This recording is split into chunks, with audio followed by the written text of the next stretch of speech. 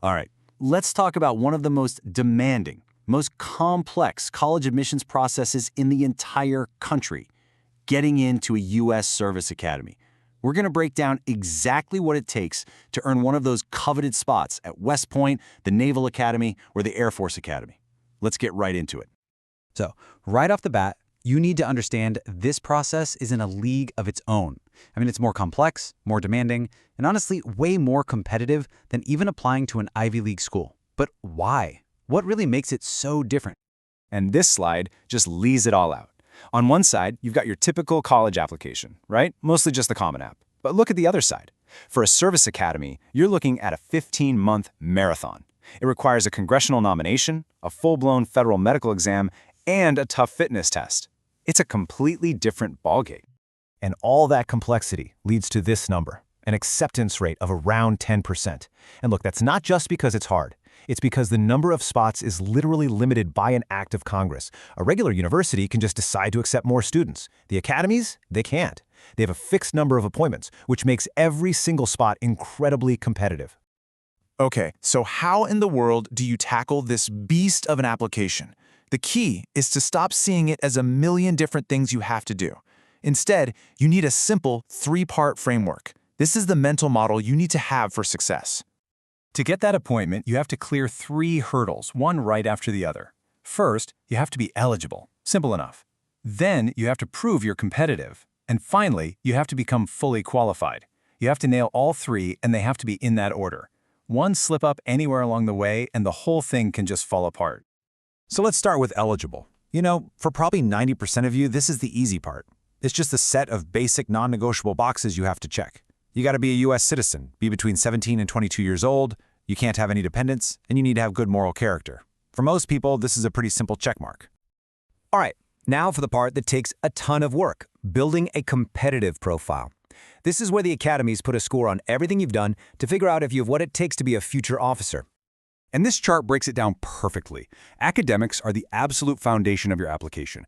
We're talking a massive 50% of your total score. After that, your leadership experience and what the selection panel thinks of you each make up 25%.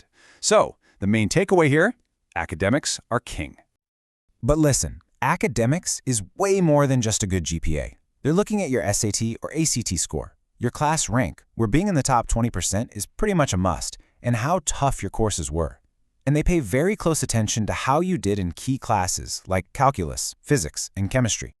This focus on test scores leads to a really common and, frankly, a very costly mistake. So many applicants think, you know what, I'll just wait until I'm perfectly ready to take the SAT, maybe after that prep class senior year. That is a huge strategic mistake. Why?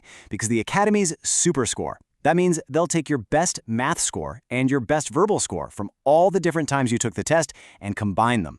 So, the best strategy is to test early and test often to build the highest possible combined score. Waiting only robs you of chances to improve. Okay, next up, leadership. And the data here is, well, it's pretty stark. A study showed that applicants who got in held an average of almost 5 significant leadership roles, and the ones who were rejected, less than 2. That gap is massive, and it tells you everything you need to know about what the academies are looking for. So, the takeaway is really simple, but it's so powerful. Don't just be a member of the club. If you're going to commit your time to something, you have to find a way to lead in it. The academies aren't just looking for participants. They're in the business of developing leaders. The final piece of that competitive score comes from the selection panel. This is where they really figure out who you are. And it's intense. You're looking at an average of 13 essays, around 7 different interviews, and a staggering 18 recommendation letters. It's their 360-degree view of your character. Now, when it comes to those interviews, you've probably heard this well-meaning but pretty unhelpful piece of advice a million times. Just be yourself.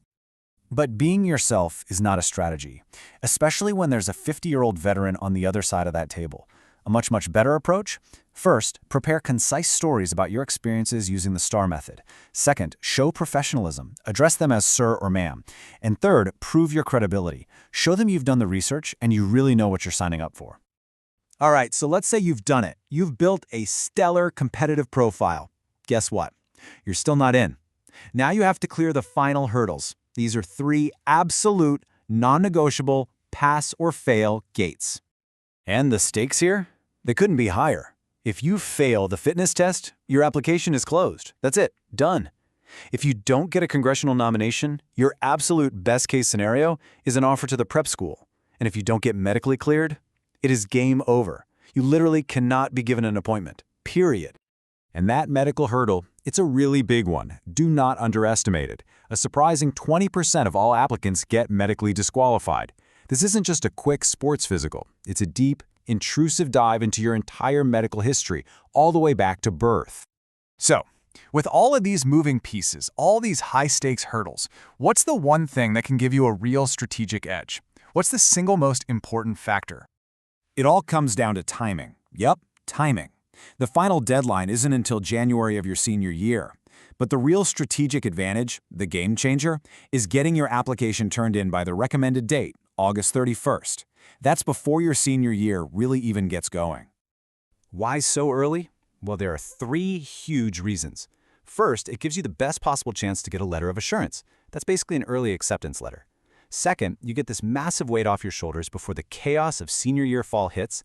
And third, and this is absolutely critical, it lets you start that long medical clearance process as early as possible. So here's the bottom line. The real enemy in this whole process isn't any one part of the application. It's that feeling of paralysis, of not knowing what to focus on next. With so many things to juggle, time is your most valuable resource. And using it strategically, well, that's everything. Which brings us right back to where we started. We know that only about 10% of applicants actually get an appointment. So the final question you really have to ask yourself is this: what are you going to do differently than the other 90%?